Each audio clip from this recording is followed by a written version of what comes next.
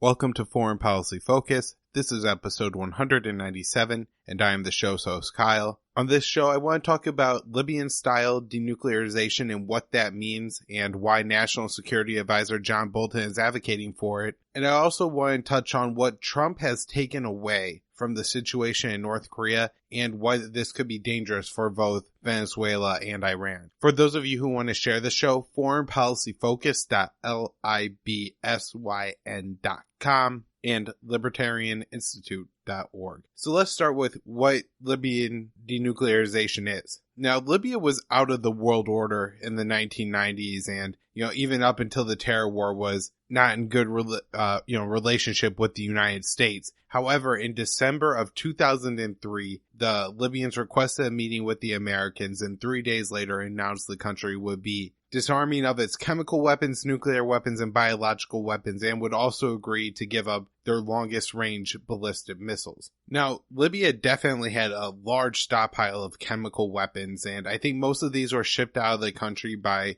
early 2004, within just months of Libya making this announcement. I'm not sure if this was a situation like in Iraq where some of the chemical weapons had to remain in Libya just because they were unstable and dangerous. However, the chemical weapons could remain in these countries and under UN protection or NATO protection or something like that. This was certainly the case in Iraq where Saddam Hussein had some weapons chemical weapons that I believe were even sold to him by the Americans.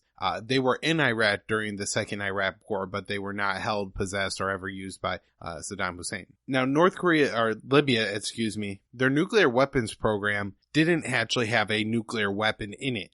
I don't just mean that they didn't have a weapon that could fit onto a missile. I mean, they didn't have a nuclear weapon. And in fact, after examining the evidence after North Korea gave up their weapons and, I think also gave up all the information to their nuclear weapons program as well, all the research and everything, the IAEA said they thought it was 3 to 7 years from getting a nuclear weapon from Libya. And this, of course, assumes that Libya is on a path to get nuclear weapons, and they just don't want to have some technology to potentially get there should they come under threat from, neighbor in Egypt or Sudan or the Americans. Now, the nuclear technology Libya actually did possess was sold to them from AQ Khan, which played a really interesting role in Pakistan's nuclear weapons development. I should really do a show on that at some point just to understand what all that is, because it plays such an important role in accusations that certain countries are seeking nuclear weapons. Anyways, like I said, by early 2004,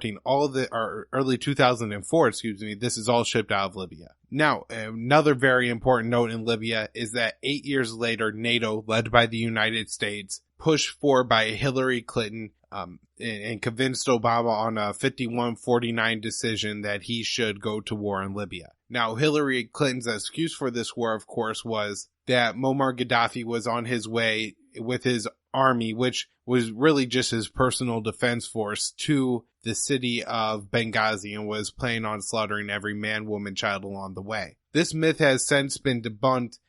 In other cities that were held by rebels at the time, Gaddafi did not kill every man, woman, and child he did kill, and his army did kill civilians while fighting the Islamic rebels, of course, many of which were fighting under the black flag of al-Qaeda at the time, and were veterans of the Iraqi insurgency against the Americans. Now, with the support of the NATO air war against Gaddafi, the rebels were actually able to take the country from Gaddafi and kill him in a very brutal and sadistic way. I'm not going to go into describing it on this show. And so that's the story here, is that Gaddafi was unable to threaten chemical weapons, biological weapons, nuclear weapons, or use his missiles, and was killed by a bunch of al-Qaeda rebels, in the dirt in a gruesome way in Libya. And we have seen throughout time North Korea cite the situation in Libya as a reason for them to pursue nuclear weapons. They're saying that it doesn't even have to be factual, but the Americans will find a reason to invade countries they don't like and overthrow the dictator. A very similar situation happened in Iraq, of course. Now, Saddam Hussein I don't even think, had a nuclear weapons program capable to Libya's. However, he gave up all of his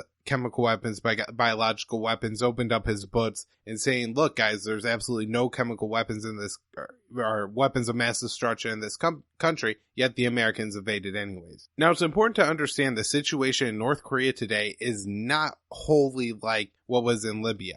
The most important note here is that North Korea actually has 30 or so nuclear weapons and possibly hydrogen weapons. This means that the United States isn't just picking up equipment or nuclear material. They're actually going to be destroying, taking apart these nuclear weapons. Now, John Bolton's plan is for North Korea to meet with the United States and then in a Libyan-style denuclearization ship their weapons to the United States. Even said that he planned to put them in Tennessee, the same place that the Gaddafi's nuclear weapons program was put. And he makes it out to be like we still have Gaddafi's bombs like somewhere in a museum on display or something like that. Now, I guess there's no real question here by John Bolton that he has a plan to bring 30 or so nuclear weapons, possibly hydrogen weapons, to the middle of the United States, and that people won't be very upset about that. I mean, this seems like a dangerous kind of thing, and you might have some people saying, not in my backyard, and I don't know how smoothly the domestic politics go here. I'm not quite sure how you would go about transporting 30 or so nuclear weapons in the, safest way possible. But, who knows how stable North Korea's nuclear weapons are. These are very volatile objects, and if they explode, it makes a really big deal. And so it seems like the logistics of the situation would prevent North Korea from being able to just load 30 of their nuclear warheads onto a U.S. aircraft carrier and then for us to sail it across the Pacific. And also there's the fact that North Korea may not want to denuclearize in this way. They have a lot of pieces to trade here. They have, like, as I said, an estimated 30 nuclear weapons. Who knows how many actual nuclear warheads that they have. If, they have any at all, I suppose that's still a possibility. Although I would imagine they're not offering to give up weapons they don't have because that's gonna, start quite the problems. North Korea may look at taking measures such as, not equipping the nuclear weapons to their longer range missiles, or they may even agree to give up a certain kind of bomb like their miniaturized bomb that can't fit on the missiles but retain other weapons, as both countries kind of show good faith and walk to denuclearization. In fact, if you look at the way that the United States and USSR or Russia had agreed to nuclear denuclearization programs, they were always a slow removal and drawdown of nuclear weapons. They would take, certain places off of high alert. Maybe they would move, I believe nuclear weapons were removed from Cuba in exchange for the U.S. removing nuclear weapons from Turkey. They'll agree to have only so many weapons currently loaded on missiles. They'll restrict to certain types of missiles. All these kind of factors are at play here. And it makes a lot more sense to look at denuclearization in the style that the United States and USSR had as compared to the style that North Korea is undergoing, or Libya underwent, just because North Korea, like the USSR, actually has nuclear weapons. Now, there was a setback in between, the positive talks and the positive peace movement going on in the Koreas. And as the North Koreans canceled talks with South Korea, it wasn't between the two countries' leaders, but it was between, I guess, a high-ranking delegation over planned U.S. war games in South Korea. Those war games would include the B-52 Stratoforces and then, I believe, F-22 Raptors. These planes are a real threat to North Korea. This is what the U.S. would use if they were going to launch an offensive strike, against North Korea. And simulating this for North Korea was just a step too far. They said, you can't do this. If we're moving towards peace, then you have, you can't be carrying out these war games where you simulate the invasion and the death of our country. I guess at the end, the U.S. agreed to cancel portions of this Matt's Thunder war games, including the B-52s. And so I guess one thing that I'm interested in, and I'm not sure if this is information will ever come out or, this is something the population will really find out, but how much role did Donald Trump play in deciding what airplanes would occur in these war games? And did anybody tell Donald Trump, just to inform your decision making here, we want you to understand that the B-52s and the F-22s have provoked Kim Jong-un to say some pretty bolsterous things in the past, and it really upsets the North Koreans when we use these war machines. And so maybe we shouldn't include those in the war games this year. And then Donald Trump said, yes, do it. If he was maybe presented with a plan where he just had like sign his name that yes, war games will go as continued, or if he took no role in it at all. And this is just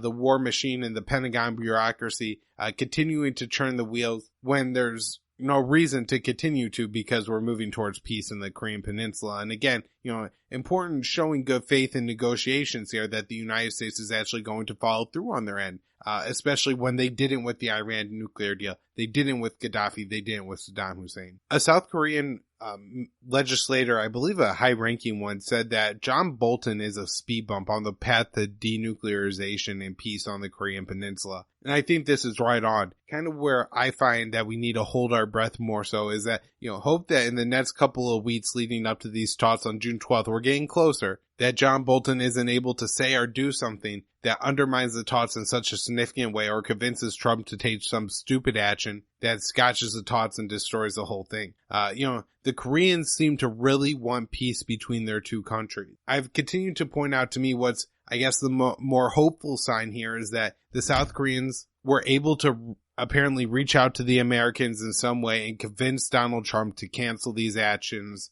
or the B-52s and the F-22s and parts of this war game. And so that does show that, there must be people on the American and the South Korean side that do actually want peace and are actually willing to work for it. And, make changes and actually do things to promote it. The next thing I want to talk about is what Trump has taken away from North Korea. Now, as much as I think it's a great thing, and I think it's a sign that peace may actually be achieved, that the South Koreans seem willing to give Trump all the credit publicly for the peace between North Korea and South Korea and possible denuclearization and all this, should it happen, because of Donald Trump. And Donald Trump's policy was what he called a maximum pressure campaign against North Korea, where he sanctioned the country and sanctioned the country and sanctioned the country until very little aid of any kind and trade of any kind was actually crossing the borders there. So Trump, I guess, now believes that his plan works, and that is to starve a country into submission. And so now when you look at Iran, where Trump just changed his policy, and Iran's in somewhat of a similar position in North Korea, as it's, typically labeled a rogue regime that doesn't fall into the international order or whatnot, even though they have the strictest inspections on their nuclear energy program. But Trump and Mike Pompeo have said that Iran will face very heavy sanctions. In fact, I think Mike Pompeo, now Secretary of State, said they would be the strongest sanctions in history. So, of course, Mike Pompeo is turning out to be an absolutely terrible Secretary of State like we all predicted and planned. And again, shame on Rand Paul for not doing more to try to stop that one. But it looks like Trump is going to try the same policy in Iran that he tried in North Korea, which is to sanction the country into submission. Now, Iran is a much different country than North Korea. North Korea is pretty limited in its borders to just Russia and China. Iran borders Afghanistan and several other Central Asian countries and Iraq. And so I imagine the borders there aren't quite as strict as the borders between North Korea and China and Russia can be. And so it might not be quite so easy to shut down trade. And also the rest of the world seems far less likely to go along with it. In fact, the Europeans are forbidding their companies from abiding by U.S. sanctions and are working with Iran, Russia, and China to come to a new nuclear agreement minus the United States that would actually provide more incentives for Iran to remain within the agreement. So this is a better agreement for Iran they're working on right now. And of course, it's all the U.S.'s fault for leaving a perfectly good nuclear agreement, the JCPOA that we had before. And of course, it wasn't, starving the North Koreans into submission that finally got them to give up and relent. And it's not going to be, even if it was followed by what's going to prevent the Iranians from getting nuclear weapons, because they're not even pursuing nuclear weapons. Let's be real here. On to Venezuela. We had Maduro reelected. I guess he has like a 5 or 7 year term now as president of Venezuela, claiming to get 68% of the victory. Now,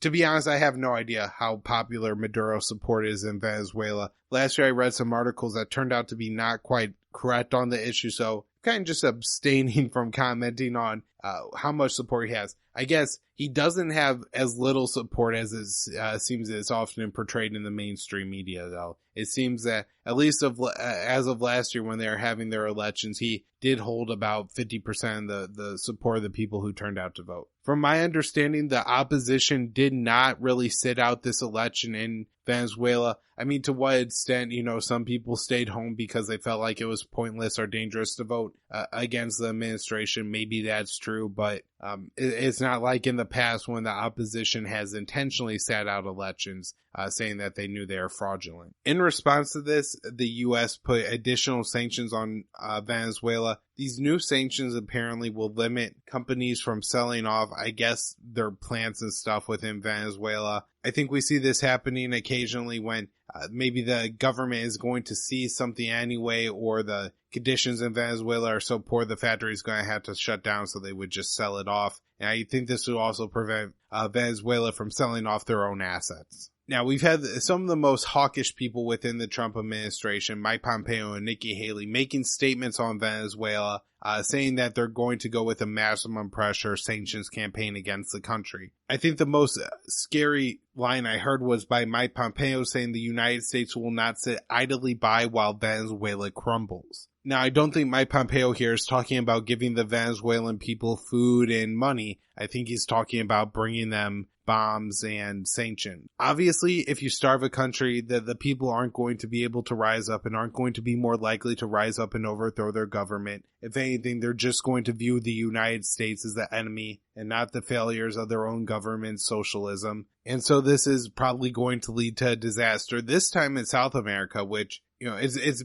I guess been a while since the United States was heavily meddling around in South America, and it'll be interesting to, kind of see what happens as Venezuela has some of the largest, I believe the largest oil reserves in the world, and the oil is very easy to access. And, what could happen with that country. But the fear is here that Donald Trump has thought to himself, well, the way I get people to comply with me is by starving them and by making sure that not a single good enters their country, and they have to come to the United States begging for concessions and for us to agree to allow them to live their own lives and have trade and act like a normal country. And if he starts applying to this to different places around the world, it's going to lead to humanitarian disasters, starvation. We saw what happened in Iraq. You remember the famous Madeleine Albright quote, of course, the 500,000 children being worth it that died from the U.S. sanctions, of course. It's going to lead to more instability. Looking at Iraq, that plus the second Iraq war formed al-Qaeda, ISIS, the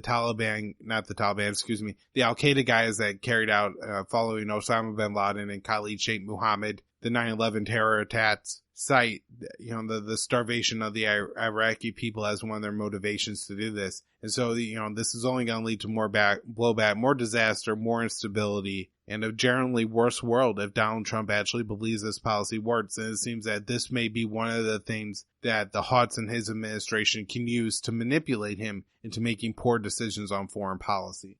Of course, this is the man who ran on the American first foreign policy, saying that the most important thing is for us to put ourselves first. And it's very confusing to understand why the Americans then would need to prevent trade with Venezuela or Iran to put America first. Neither country has any ability to really hurt the United States in any way. These countries are large energy states that could bring the United States and the world cheaper energy should we allow normalization of relations with these countries. And so, just because you don't like the leadership a country has doesn't mean you could change it. These two countries also have their own elections. And so, let the people pick their leaders. That's not for the United States to pick. All right, that's where I wrap up the show for today. foreignpolicyfocus.libyn.com. If you want to share the show, libertarianinstitute.org. Immersion News is the website. The YouTube page is Immersion News, and the BitChute page is Immersion News. Twitter is at KYAAALE, and Facebook is Libertarian Union. Thanks, everyone.